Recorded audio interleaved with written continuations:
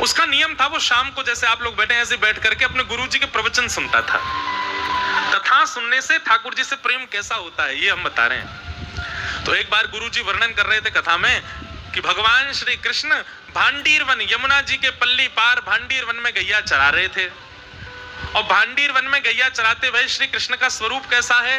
बोले मोर मुकुट धारण किया है, वैजंती माला पहनी है, वेणु का रौ कर रहे हैं, मधुर बांकी अदा से चल रहे हैं, पीली धोती पहनी है, सुंदर नीला पटका पहना है, ठाकुर जी में से कस्तूरी की सुगंधी आ रही है। और ठाकुर जी गैयाओं आगे गाय, पाछे गाय, इत गाय, उत गाय, चारों तरफ गैयाओं के बीच में ठाकुर जी हाँकते हुए गैयान को चल रहे हैं। अब सामने बैठा भोंदू सुन रहा था। भोंदू बोला गैया चराने तो मैं भी जाता हूं, और 2-3 बार तो मैं भी भांडीर बन गया हूं, मुझे तो श्री कृष्ण नहीं मिले। उसके चित्त में ये बात नहीं आई कि ये द्वापर युग की बात बता रहे हैं। उसको ये लग रहा है कथा सुनते सुनते कि गुरुजी कह रहे हैं, इसका मतलब अभी भी कृष्ण गैया चरा रहे होंगे। यहाँ इतने लोग बैठे, हमें बिल्कुल सत्य बताना। हम जब कथा सुनाते हैं, ठाकुर जी की कोई लीला बताते हैं, तो आपके चित्त में ये बात आती ही नहीं है कि अभी ऐसी लीला हो रही होगी। आपके चित्त में आता है किसी काल में भगवान करते रहे होंगे। क्यों? हम चतुर बहुत हैं, हमको लगता है अभी थोड़ी होती होगी लीला। पर भोंदू के मन में आया, ये गुरुजी कह रहे हैं भांडीर वन में ठाकुर जी गैया चराते हैं, इसका मतलब भांडीर वन तो मैं भी जाता हूं, मुझे तो नहीं मिलते ठाकुर जी। फिर स्वयं कोई टोक करके बोला, अरे भोंदू तू भोरो है, तेने खोजो ही ना होगो, तू भांडीर बन जावे, गैयान को चरतो भयो छोड़ के स्वयं पेड़ के नीचे जाके सो जाए, कहां तो मिलेंगे ठाकुर जी। अब की बार जाऊंगा ढूंढूंगा ठाकुर जी कहां हैं। इतना भोला। अगले दिन गैया चराने के लिए गया तो भांडीर वन में, अब वो तो ढूंढने लगा। गुरुजी से प्रवचन में सुना था कदम्ब वृक्ष के नीचे ठाकुर जी मिलते हैं, तो कदम्ब के वृक्ष ढूंढने लगा, कहां है कदम्ब वृक्ष। गुरुजी ने कहा था जहां छांव होती है ठाकुर जी वहां बैठते हैं, तो छांव में जाके ढूंढने लगा। गुरुजी ने कहा था ठाकुर जी यमुना जी के तट पर मिलते हैं, तो यमुना पुलिन पर घूमने लगा। 1 दिन 2 दिन 3 दिन 4 दिन, अब तो रोज भोंदू ढूंढे, पूरा भांडीर वन ढूंढ लिया। 4 दिन बाद श्री राधा रमन लाल जी से रुका नहीं गया, बोले कि ये भोंदू रोज ढूंढता है मुझको, इसको लगता है मैं गैया चराने आता हूं, आज इसकी मनोकामना पूरी कर ही देता हूं। और आज भोंदू जैसे ही भांडीर वन में गया गैया चराने के लिए, तभी क्या दिखता है? असंख्य गायों का झुंड सामने से आ रहा है, विशाल सींग सब गैयाओं के, ये महाराज विशाल गैया। और जैसे ही वो गैया इतर हुई, इतर होते उसने क्या देखा? श्याम वर्ण त्रिभंग लली पीतांबरी पहने हुए श्री बाल कृष्ण चलते हुए उसकी ओर आ रहे। मोती की लड़ धारण करी है, घुंघराले केश हैं, एक मोर पिछ ऊपर पहना हुआ है, कानों में मकराकृत कुंडल है, गले में सुंदर वैजंती माला है, ऊंची धोती पहनी है, पांव में मोटे मोटे कड़ूला पहने हैं, हाथों में कंगन पहने हैं, बाजूबंद पहने हैं, कटाक्ष कटीले नेत्र हैं, मधुर मुस्कान है। श्याम वर्ण के ठाकुर जी चलते हुए गैया चराते हुए आ रहे हैं। ऐसे बढ़िया सुंदर एक डंडा अपने कंधा पे लगा के और दोनों हाथ ऐसे उस पर पधरा करके ठाकुर जी चलते हुए गैयान के पीछे पीछे आ रहे हैं। भोंदू ने जैसे ये स्वरूप देखा, वहीं से दंडवत होने लगा, जय हो जय हो जय हो, आज दिख गए श्याम सुंदर। ठाकुर जी उसके पास आके खड़े हो गए, अरे लाला। अब वो तो उसके तो हाथ पांव कांपने लगे ठाकुर जी को देख के। ठाकुर जी बोले, अरे यहाँ कहा कर रहे हो है? अब तो वो तो बोल ही नहीं पा रहा, उसका तो मुंह कांप रहा है। ठाकुर जी बोले, घबराए मत, तो मारवे थोड़ी आया हूं मैं। अच्छा ये बता तेरा नाम कहा है? तो भोंदू ने उत्तर दिया, मेरा नाम भोंदू है। अब तो भोंदू नाम सुनते ही ठाकुर जी बोले, कहा नाम बताया तेने? बोले मेरा नाम भोंदू है। ठाकुर जी तो बैठ गए, जोर जोर से हंसने लगे, कभी इधर गिरे कभी उधर गिरे, लोटपोट है करके ठाकुर जी फिर पूछे, तेरा नाम कहा है? बोले मेरा नाम भोंदू है। अब तो ठाकुर जी इतने खुश हुए, उसको ऐसे गले में उसके गलवैया डाल करके अपने हृदय से लगा, बोले तेरा नाम बड़ा सुंदर, सुन तू मेरा मित्र बन जा, आज तो मैं तेरा मित्र हूं। भोंदू के नेत्रों में आंसू आ गए, बोले मैं आपके लायक ना हूं ठाकुर जी। बोले ऐसे क्या बोले? देख तू भी गैया चरावे, मैं भी गैया चराऊं, तू गैया को दूध काढ़े, मैं गैया को दूध पीऊं, तू गैया को दूध काढ़ के मक्खन बनावे, मैं मक्खन खाऊं, तू भी भांडीर बनावे, मैं भी भांडीर बनाऊं, हम दोनों एक से। और सुन, तू भी भोंदू और मैं भी भोंदू, हम दोनों मित्र हैं, सब तो समान है। भोंदू बोलो, आप भोंदू कैसे? बोले मैं हूं भोंदू, दुनिया के भगत आमे, 100 रुपया चढ़ा करके 1 करोड़ मांग के जाए, मैं दे दूं। मैं हूं भोंदू, सीधा हूं, सबन पर कृपा कर दूं, तेरे जैसो सीधा हूं। भोंदू से मित्रता हुई। ठाकुर जी बोले अब बात ही बना तो रहेगो, कचुक खवावे को पिवावे को भी, चल जल्दी निकार कचुक खवा, मुझको भूख लग रही है। भोंदू 2 रोटी लेके गया था बस, उसने 1 रोटी ठाकुर जी के आगे धर दी। और इतना भोंदू है, अब हम आप सब लोग होते तो हम तो इतने चतुर सब धर देते साहब ठाकुर जी के आगे, पर भोंदू ने 1 ही दिया, 1 मैं भी तो खाऊंगा। ठाकुर जी के आगे धर दी, वहां में अचार धर दियो। ठाकुर जी ने चट चट सबरी रोटी खा ली। अब भोंदू से कहने लगे, अरे तेरा मित्र बनूं, चल ला ये रोटी दे दे। तो भोंदू बोलो आधी ले लो, आधी मैं खाऊंगा, मुझको भूख लग रही है। ठाकुर जी बोले तू बहुत सीधा भैया भोंदू, ले आधी तू खा, आधी मैं खाऊं। भोंदू बोलो अब मुझको पता चल गई तुम्हारी खुराक बहुत ज्यादा है, कल से मैं 2 रोटी तुम्हारे काज अलग से ले आऊं। ठाकुर जी बोले दारी के 2 रोटी में मन ना लगे, वो 4 लियो मुझको। भोंदू बोलो तो 2 मेरी 4 आपकी। ठाकुर जी बोले हाँ ऐसे ही करियो। ठाकुर जी अपनी गैया लेके चले गए, भोंदू अपने। अब भोंदू इतना सीधा, उसने आश्रम में जाके किसी को नहीं बताया। उसको लगा ये सब भगवान से मिलते हैं, मैं ही अभागा हूं, मुझे इतने दिन बाद ठाकुर जी मिले। शाम को जाकर के हाथ पांव धो के गैया सब गौशाला में बांध दी, सानी कर दी, दूध निकाल के शाम को सत्संग में जाके बैठ गया। पूरी कथा सुनी, रात में सो गया। बहुत प्रसन्न है भोंदू, ठाकुर जी मेरे संग खेलने आए थे। दूसरे दिन भोंदू गया रसोई घर में, जाके रसोईया से कहने लगा भैया आज 6 रोटी दे दो। बोलो ए भोंदू तू तो 2 ही रोटी पाता है, 6 रोटी क्यों चाहिए? भोंदू बोलो वो नंद नंदन ठाकुर जी आए थे कल गैया चराते हुए, भूखे रह गए, बड़ो पेट है उनको, यूं करे 4 रोटी लियो, मेरे 4 उनकी 2 मेरी। रसोईया बोले हे भोंदू कुछ भी बोल लो है, नंद नंदन ठाकुर जी आए, एक काम कर गुरु जी से बुलवा दे, गुरु जी बोल देंगे तो दे देंगे हम तो को। भोंदू गया गुरु जी के पास, गुरु जी एक निवेदन करना। गुरु जी बोले हाँ भोंदू बोल। मैं गैया चरावे जा रहे हो तो मैंने रसोईया से कही 6 रोटी दे दे, वो मना कर रहा है, आप कह दो। रसोईया ने कही जय जय ये 2 ही रोटी खावे, आज 6 का क्यों मांग रहे हो? बोले अरे भोंदू तू 6 क्यों मांग रहे हो? बोले नंद नंदन यशोदा नंदन ब्रज और चंदन जिनकी आप कथा सुनाते हो श्री कृष्ण, कल वो आए थे गैया लेके, मेरी सबरी रोटी ने खा गए, या हमारे वो भूखे रह जाए, उनके काजे रोटी ले जा रहा हूं, आप आज्ञा दे दो। गुरुजी बोले ए भोंदू इधर आ। कौन आते हैं?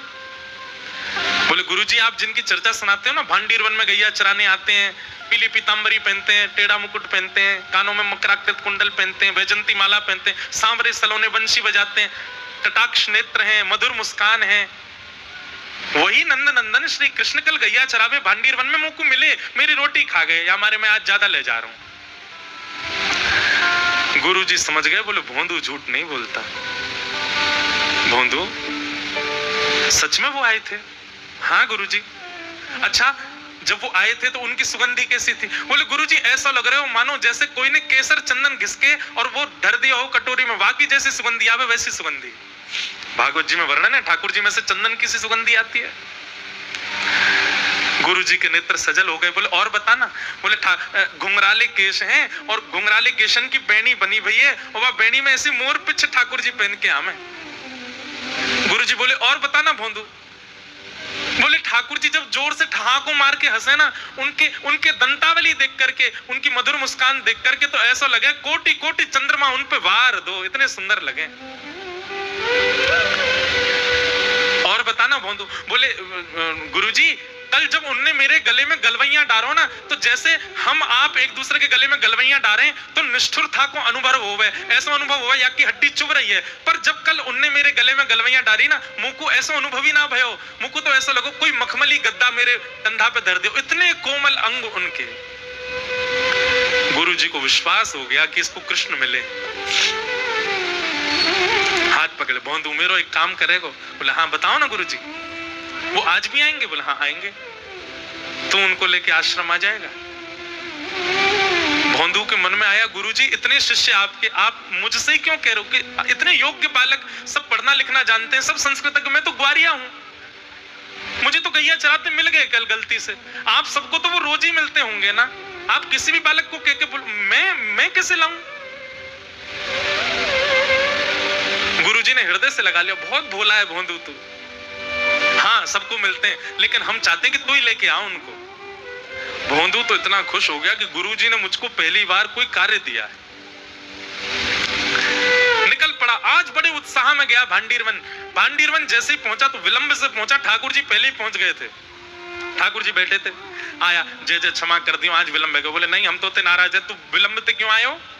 भोंदू बोलो, आज गुरु जी ने रोक लियो, फिर रसोईया ते मेरी ने झड़प है गई, रोटी ना दे रहो आपके काजे। तुरंत उसने पोटली खोली, ठाकुर जी की 4 रोटी उठा के दे। अभी भी 6 नहीं दी है ठाकुर जी को, 4 ही रखी है सामने। जे आपकी 4 रोटी, जे आपको अचार, और जे मेरो है या मत खा जाइयो, कल भूखो रह गयो मैं आपकी वजह से। ठाकुर जी रोटी पान लगे, भोंदू ऐसे घुटने दबा रहा ठाकुर जी के। ठाकुर जी के, जय जय, एक मेरी बात मानोगे? बोले हाँ। इतने वर्ष है गए मुझको गैया चराते हुए, मेरे गुरुदेव ने पहली बार मुझसे एक जिज्ञासा करी है। ठाकुर जी बोले, क्या जिज्ञासा? आप मेरे संग आश्रम चलो गुरु जी के पास। ठाकुर जी रोटी पाते जा रहे हैं। ए भोंदू देख, तू हमारो मित्र है, हम तेरे मित्र हैं, जे गुरु जी बीच में मतलब है। बस मैं तोते मिलूंगा, तू मोते मिलेगा, और कोई से ना मिलूंगा मैं, सबंत मना कर दे। तू मेरो सखा है, बस मैं तोते मिलूंगा और कोई तो ना मिलूंगा। भोंदू बोलो, पहली बार गुरुजी ने कोई काम दिया, ऐसा तो मत करो। अरे मैं तो आपको जानतो ही ना हो, मैं तो आपको पहचानतो ही ना हो, मैं तो कितने वर्षों तो यहाँ पे गैया चरावे आ रहा हूं, मुझको पता ही नहीं कि आप भी आओ। गुरुजी ने ही तो बताई, गुरुजी ने ही तो परिचय करायो, गुरुजी की कृपा से ही तो मैं आपसे मिलो। अगर गुरुजी नहीं होते तो मैं आपसे कैसे मिलता? उन गुरुजी की इतनी बात तो मान लो, आप चल दो। ठाकुर जी बोले, देख भोंदू, हमारी अंतिम बार बात सुन ले, तू बस हमारो सखा, और कोई से हम बात नहीं करेंगे। भोंदू बोलो, तो नहीं जाओगे आप गुरुजी के पास? ठाकुर जी बोले, नहीं जाएंगे। हमने पड़ी, तीनों उठा लेंगे। बोले, जो गुरुजी की है नो मत खाओ, और सुनो, जो आधी रोटी अभी बची याकूब दे दो, ये भी गुरुजी की रसोई में बनी है, याकूब मत खाओ। ठाकुर जी के हाथ से आधी रोटी छीन ली भोंदू ने। अरे गुरुजी की कृपा से मिले हो, मैं एक ही बार तो आपसे कह रहा हूं कि गुरुजी से मिलवे चलो, मना कर रहे हो, ज्यादा ही भगवान बन रहे हो अपने मन में। ठाकुर जी बोले, रोटी तो पूरी पान दे। नहीं मिलेगी रोटी, रोटी भी गुरुजी के घर की है, और रोटी खावे को इतना ही मन है तो पहले मुंह को वचन दो कि गुरुजी के पास चलोगे तो रोटी मिलेगी, नहीं तो नहीं मिलेगी। ठाकुर जी बोले, ले जा अपनी रोटी ने, लेकिन तेरे गुरु के पास ना जाऊंगा मैं। भोंदू ने तुरंत पोटली बांधी, और पोटली बांध करके और उठ गयो, अपनी गैयान को इकट्ठो करने लगो। ठाकुर जी बोले, क्या कर रहा है? बोले, क्या कर रहा हूं? गैया ने लेके जा रहा हूं कहीं और सुनो, मैं क्यों जाऊं, तुम जाओ यहां पे, अपनी गैया ने लेके कहीं और चरावे जाओ। जे भांडीर बने, जे भी मेरे गुरुजी ने बतायो, यहां आप अपनी गैया लेके नहीं आओगे, कहीं और गैया चराओ। ठाकुर जी बोले, देख ऐसे गुस्सा मत करे, हम तेरे सखा हैं। भोंदू बोलो, मैंने तो आपसे कही ना कि मेरे सखा बनो, खुद ही आए आकर के मेरे गले में गलवैया डाल के भोंदू नाम सुन के हंसन लगे। और सुनो, जे भोंदू नाम इतना प्रिय लगो ना, जे भी मेरे गुरुजी ने धरो मेरो नाम तो कुछ और है, समूह को भोंदू बोले। ठाकुर जी बोले, देख भोंदू तू उदास मत हो। नहीं, उदास तो मैं है गयो और नाराज है गयो, और सुनो, आम पाम 100 साल की कट्टी, मिलवे मत ही मोते, मोए कोई संबंध ना रखनो आपते, चले जाओ। ठाकुर जी मनी मन तो प्रसन्न हो रहे, कितना बोला है। अब तो ठाकुर जी पकड़, देख तू भोंदू जाने ना, मैं भगवान हूं, मैं परमात्मा हूं, मैं ऐसे सबंत मिलन लगो तो फिर बवाल है जाएगो। तो सबसे मिलवे की कौन कह रहा हो, मेरे गुरु जी से मिल लो। बोले, तू समझे ना है, आश्रम जाऊंगा, एक गुरु से मिलूंगा तो वृंदावन में इतने आश्रम है, सबरे गुरु कहेंगे हम तो क्यों ना मिल रहे, हमारे भजन में कोई कमी। तो भोंदू बोलो, तो कहा जा रहा हो सबंत मिल लो। ठाकुर जी बोले, तू समझेगा ना बात है। भोंदू बोलो, मैं ना समझ रहा हूं, अंतिम बार पूछ रहा हूं, चलोगे कि नहीं? ठाकुर जी बोले, मैं ना जा सकूं। भोंदू बोलो, ठीक है, तो अब कल से मैं आपको नहीं दिखूंगा। और भोंदू अपनी गैया लेके जान लगा। वो वास्तव में नाराज हो गया ठाकुर जी से। ठाकुर जी ने कही, भोंदू, अरे भोंदू रुक जा। भोंदू ने पीछे पलट के भी नहीं देखा। चलते चलते चलते चलते जब भोंदू इतना दूर चला गया कि दिखना बस बंद होने ही वाला था, ठाकुर जी से रुका नहीं गया। अरे ठाकुर जी का कोई त्रिलोक थोड़ी छिन रहा था, ठाकुर जी का कोई वैकुंठ लोक थोड़ी छिना जा रहा था, भोंदू ही तो जा रहा है, जाने देते। लेकिन ठाकुर जी को इतना प्रेम हो गया, भोंदू से दौड़ करके गए और भोंदू के कंधे पे जाकर के लद गए, और लद करके बोले, अब ले चल अपने गुरुजी के पास, चल तेरे गुरुजी से ही मिलके आऊंगा आज मैं।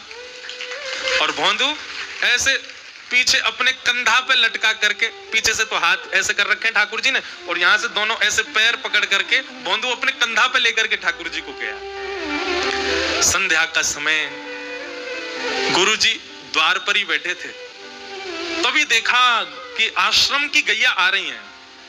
गुरुजी तो व्याकुल हो गए, अब दिखेंगे, अब दिखेंगे, अब दिखेंगे। और जैसे उन गायों का झुंड थोड़ा सा इतर हुआ, तभी वो दृश्य देखा, वो छवि देखी, भोला भाला सा भोंदू और अपने कंधे पर जगत नियंता जगदाधार श्याम सुंदर को पित्ती पर लेकर के आ रहा है। देखते ही गुरुदेव मूर्छित होकर के गिर पड़े, मूर्छा आ गई उनको। जैसे ही गुरुदेव को मूर्छित होते हुए देखा, भोंदू ने ठाकुर जी तो छोड़ दिया, दौड़ के गए गुरु जी को संभालने लगो, जल आदि डालो। गुरुजी होश में आए, जैसे नेत्र खुले तो क्या देखता है कि भोंदू की गोद में गुरुजी और सामने श्याम सुंदर खड़े। दर्शन करके रोना बंद ही नहीं हुआ, ठाकुर जी को प्रणाम किया और ठाकुर जी को प्रणाम करने के बाद भोंदू के चरणों से लिपट गए गुरुदेव। भोंदू कहने लगा, गुरुजी क्या कर रहे हैं आप? अरे जे मत करो, अरे गुरुजी मैं यहाँ के योग्य ना हूं। गुरुजी कहने लगे, भोंदू अपना घर त्याग दिया, अपना परिवार त्याग दिया, संन्यास मार्ग अपना लिया, वृंदावन आकर के बस गए, वेदों का अध्ययन किया, शास्त्रों का अध्ययन किया, अनुष्ठान किए, पुराणों का अध्ययन किया, विद्वान बने, लेकिन कभी ठाकुर जी को नहीं देख पाए। और तू अंगूठा छाप, बिल्कुल पढ़ा लिखा नहीं, इतना भोला, इतना सीधा कि चंद्रमा को सूर्य बता दें तो तू मान लेता है। तेरे सीधेपन से आज जगत नियंता जगदाधार तेरी कंधे पे बैठ करके आ गए। धन्य है भोंदू। ठाकुर जी ने गुरुदेव को दर्शन दिया और भोंदू को अपने संग लीला में लेकर के भगवान वहां से अंतर्ध्यान हो गए, भोंदू अदृश्य हो गया। ठाकुर जी उसको लेकर चले गए अपने संगे। भैया चतुर बन के आप संसार के प्रिय बन सकते हो, पर भोले बन के, सीधे बन के, सहज बन के, सरल बन के आप ठाकुर जी के प्रिय बन जाओ। इसलिए सहज रहो, सरल रहो।